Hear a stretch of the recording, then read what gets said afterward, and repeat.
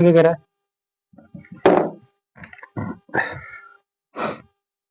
Question number 9 कह रहा है, देखो दिखाइए कि किसी प्राकृतिक संख्या, दिखाइए कि किसी प्राकृत संख्या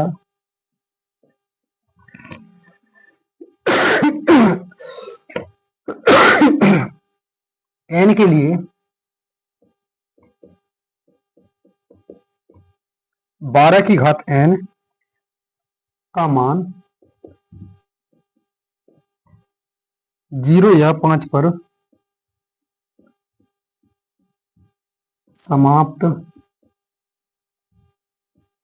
नहीं हो सकता।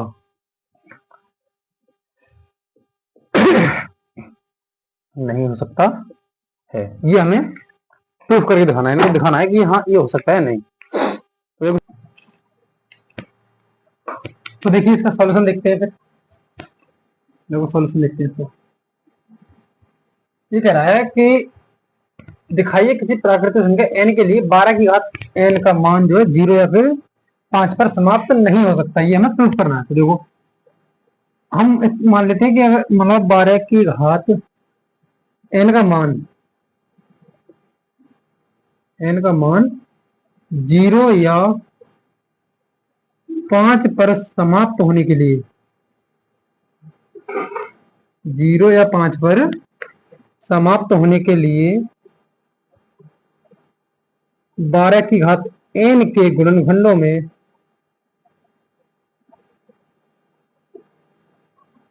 गुणनखंडों में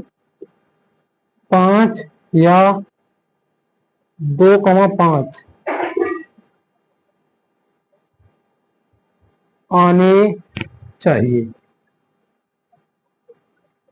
ठीक है ना, मतलब अगर 0 बनाना है किसी को, मतलब इसका मतलब हो गया कि 12 की घात जो है n, उसका मतलब कुछ कुछ है बीच में और उसका इकाई अंक या तो 0 है, या फिर 12 की घात n जो है उसका वैल्यू जो है कुछ कुछ है बीच में, उसकी इकाई अंक जो है 5 है, ये कहना चाह रही है। तो देखो इकाई अंक 0 होने के लिए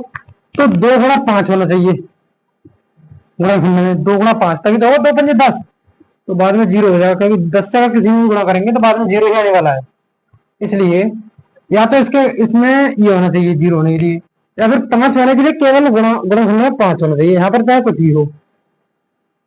5 के अलावा मतलब एक ना एक 5 तो जरूर होना ही चाहिए, तभी 12 की घात n जो है 5 पर समाप्त होगी। लेकिन हम यहाँ पर देखते हैं कि अगर इसके गुणनखंड देखें हम 12 की घात n की, तो ये तो 2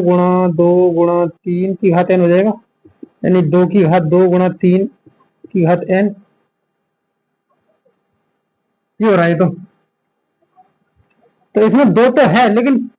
5 नहीं है, तो लिखने आता है या चूंकि इसमें या इसके गुणनखंडों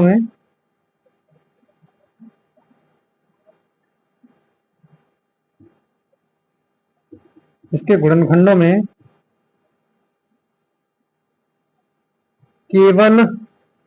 या सिर्फ 2 ही है, 5 नहीं। अतः 12 की घात n 0, 12 की घात n किसी का n के लिए 12 की घात n जो है n के लिए 0 या 5 पर समाप्त नहीं हो सकती, समाप्त नहीं हो सकती। ठीक है ना, अगर इसके गुणनखंडों में 2 और 5 या फिर 5 आते तो ये 5 पर समाप्त हो जाती, 5 आते तो, और 2 और 5 दोनों आते तो फिर 0 पर समाप्त हो जाती। लेकिन उनमें से जो हमने कंडीशन रखी है उनमें से कोई भी नहीं है, सिर्फ 2 है, लेकिन अगर 5 आता तभी तो होता पूरा कंडीशन, इसलिए ये जो है 0 या फिर 5 पर समाप्त नहीं हो सकती। ठीक है, ये था इसका प्रूफ। देखो देख लो अच्छे से। फिर चलते हैं क्वेश्चन नंबर 10 की तरफ, देखते हैं क्वेश्चन नंबर